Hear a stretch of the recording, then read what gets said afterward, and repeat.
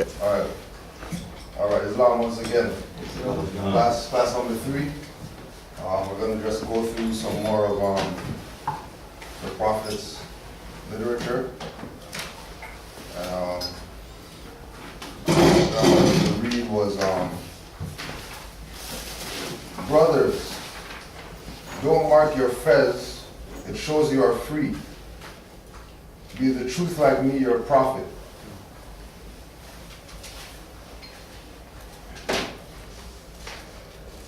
When you go to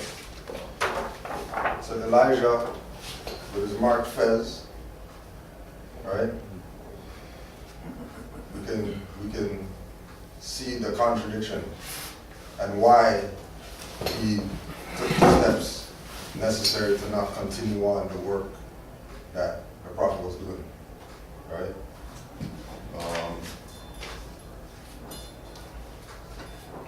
What are the Mason's fezzes, right? This is the Alhambra Lodge, marked fez, which means that they're contradictory to what the prophet's doing, right?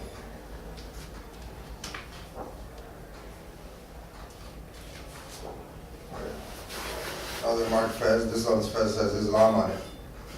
So they're staying true to the principles, but because they're not members of what the prophet brought, they mark their fez and they go around doing whatever it is that they do.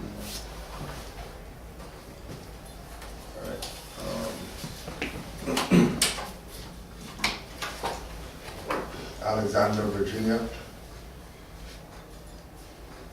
The George Washington Masonic Museum. This is like one of the showcases that they have with all the fezzes in a showcase in glass, so people could come and take pictures and all that stuff. Right. Now, one thing I wanted to touch on was our free national name of Moorish American, and when we nationalize and we adopt one of the names, Baal, Day, Al, or Ali. Now the Prophet said, don't call yourself Ali. Don't name your children Ali. Right?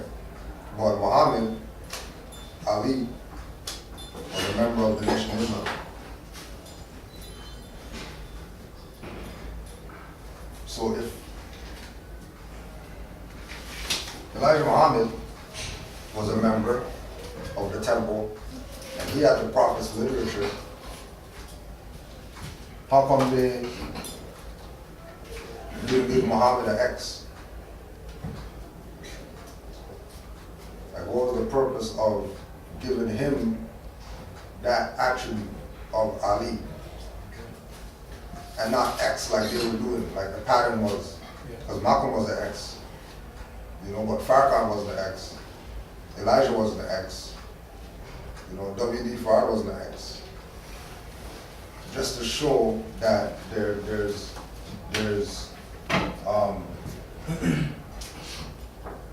a blatant disregard for the prophet.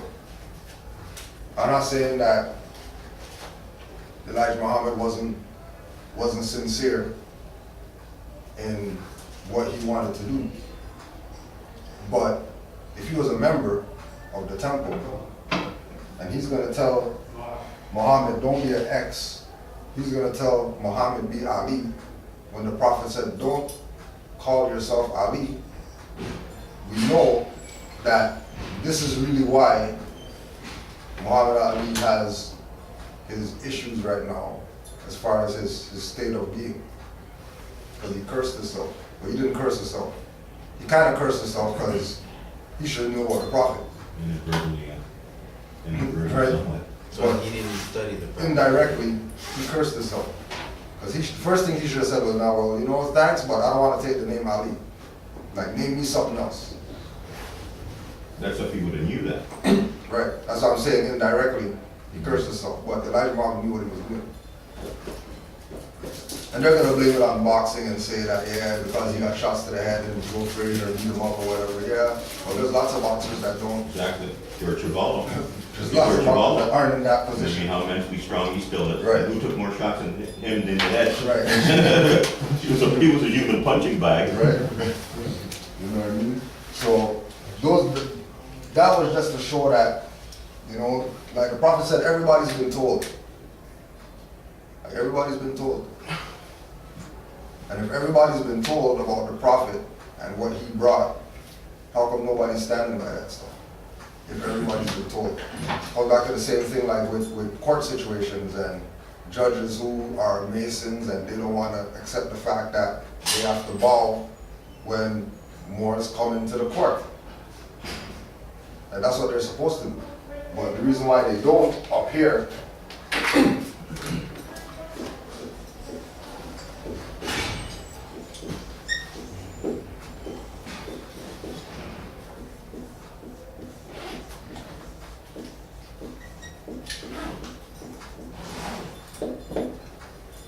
because they use the doctrine of colorability up here. And the doctrine of colorability is basically that if the people in power want to implement something that's against constitutional principles, that's how they're able to do it. They use the doctrine of colorability, which is create something different to hide whatever the real stuff is, and then go by that stuff that they're using to hide the real stuff. So this is also a defense that we could use when we go in there. That is this court upholding the doctrine of colorability? And if they are upholding the doctrine of colorability, then obviously they're not de jure. Obviously they're trying to run a fraud if they don't want to uphold the legitimate law of the land, and they want to use their fiction law, right? So the prophet says that we have to study our divine constitution and our holy Quran, and he also states that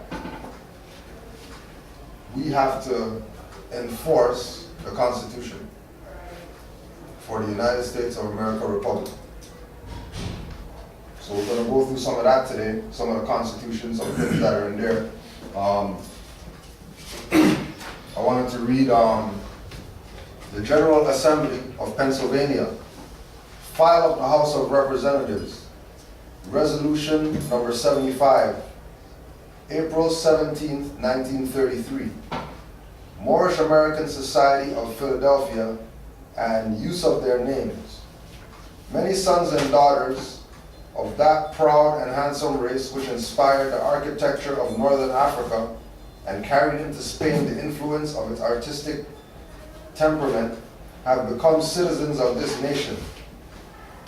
In the city of Philadelphia, there exists a Moorish American society made up of Moors who have found here the end of their quest for a home and for the children of those who journey here from the plains of Morocco.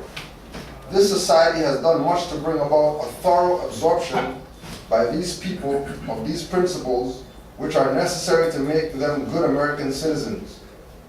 These Moorish Americans have since being here missed the use of the titles and name annexations that were so familiar at home and which are used in accordance with the doctrines of the religious faith to which they are adherents. Therefore be it resolved that this House commends the Moorish American Society of Philadelphia for the efficient service it has rendered the nation in bringing about a speedy and thorough Americanization of these former Moors, and that in accordance with the fullest right of religious independence guaranteed to every citizen, we recognize also the right of these people to use the name affixes El or Ali or Bey or any other prefix or suffix to which they have heretofore been accustomed to use or which they may hereafter acquire the right to use. Mr. Whitkin. So this is the This is the House of Representatives, General Assembly in Pennsylvania, that put this resolution out, Resolution 75, to let it be known, or to verify, or to be, this isn't like a permission letter. This is basically just stating the fact that there's these people called Moorish Americans, that they have the authority to use these particular names because they're American citizens and they're just and they want to make America a better place, etc. Right?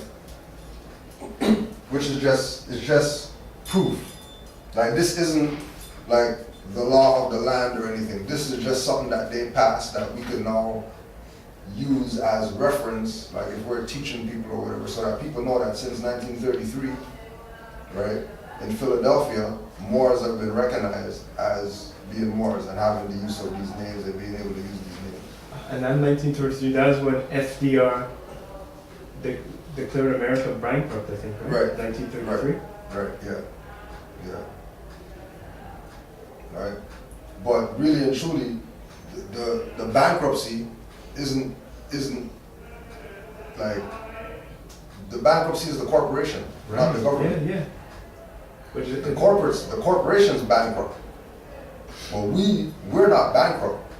richer than ever. Like, we're richer than ever, you know? That's why Prophet said when the European goes back home, mountains of gold will be revealed to the Moors. Because once we nationalize, then the land is nationalized. That's why we push the whole thing about, if we're gonna say that we're in North America, we say we're in North America / Africa / Mexico. Because the land's already been nationalized. All we have to do is just proclaim it. All we have to do is say it, right? Another thing to go into, the Universal Postal Union. This is some stuff that we dealt with other classes, but this is just to put some things on the record. So we can review this stuff later on.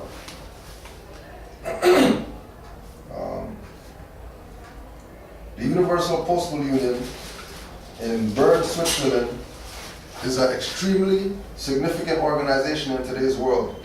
It is formulated by treaty. No nation can be recognized as a nation without being an international admiralty in order to have a forum common to all nations for engaging in commerce and resolving disputes. This is why the USA under the Articles of Confederation could not be recognized as a country. Every state was sovereign with its own common law, which foreclosed other countries from interacting with the USA as a nation in international commerce. Today, international admiralty is the private jurisdiction of the IMF, the creditor in the bankruptcy of essentially every government on earth. The UPU operates under the authority of treaties with every country in the world.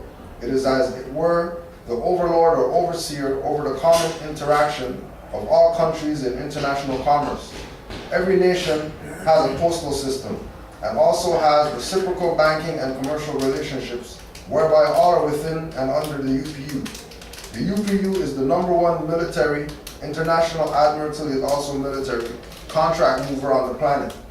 For this reason, one should send all important legal and commercial documents through the post office rather than private carriers, which are firewalls. We want direct access to the authority and corresponding availability of remedy and recourse of the UPU. For instance, if you post to a US post office or Canadian post office, and the US postmaster does not provide you with remedy you request within 21 days, you can take the matter to the UPU. Involving the authority of the UPU is automatically invoked by the use of postage stamps. Utilization of stamps includes putting stamps on any documents we wish to introduce into the system. As long as you use a stamp of any kind, you are in the game. If you have time, resources, and the luxury of dealing with something well before expiration of a given time frame, you can use stamps that you consider ideal. The most preferred stamps are the ones that are both large and contain the most colors. In an emergency situation, or simply if economy is a consideration, any stamp will do. Using a postage stamp and autograph on it makes you the postmaster for that contract.